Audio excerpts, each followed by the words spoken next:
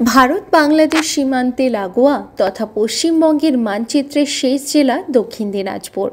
এই দক্ষিণ দিনাজপুর জেলায় বিভিন্ন দ্রব্যবস্তু ও জিনিসের সুনাম খ্যাতি রয়েছে। তার পাশাপাশি খ্যাতি রয়েছে খাবারের জিনিস ও বিভিন্ন শিল্পচর্চার। অন্যদিকে বঙ্গবাসীর মন জয় তো আগেই হয়েছে। 7 সমুদ্র 13 নদী পার হয়ে দই প্রত্যেক বছর পাড়ি দেয় সুদূর প্রবাসেও।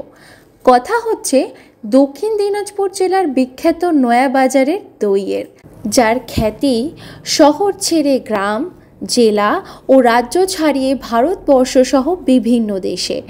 যেমন অতুলনীয় গন্ধ তেমনই স্বাদ, সে কারণে বহু দূর দূরান্ত থেকে মানুষ ছুটে আসে নয়াবাজারে দই কিনতে। কথায় বলে বাঙালির শেষ পাতে একটু দই না হলে ঠিক জমে না। এই নয়া বাজারের দইয়ের মধ্যে ক্ষীর দই, টক দই, সাদা দই, চিনি পাতা দই এবং মিষ্টি দই সহ প্রভৃতি দই জনপ্রিয়।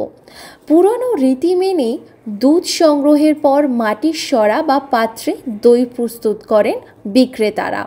জন্মদিন ও বিয়েবাড়ি থেকে শুরু করে নানান অনুষ্ঠানে অতিথি আপ্যায়নের নয়া বাজারের দইয়ের জনপ্রিয়তা তুঙ্গে রয়েছে বহু প্রজন্ম ধরে।